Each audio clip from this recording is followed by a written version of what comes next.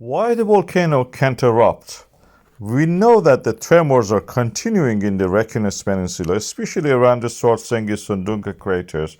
We see the pattern is a loose pattern. It is not like the eruption times we saw in the Fagradalsfjall or Litli-Hrútur or the early eruption of the Sundhnúka.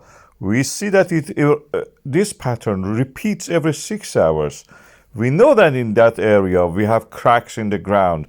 This is the mid-Atlantic ridge having grabens, faults forming, and these faults, which are normal faults, are like a wave actually moving, flexing with something that is squeezing them.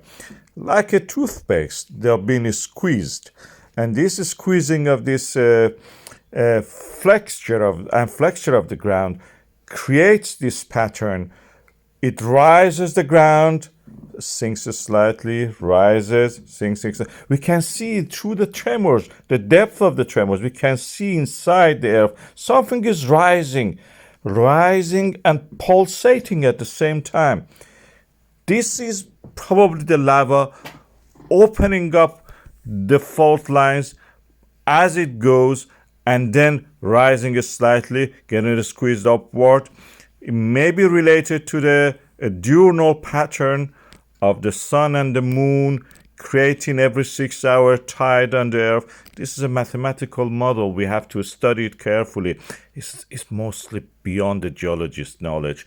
But there must be a pattern that is related to the moon and sun gravitational pull and flexure of the lithosphere creating this pattern. We are lucky that in the Reykjanes Peninsula we have an east-west direction that we can actually see this pattern forming in that area.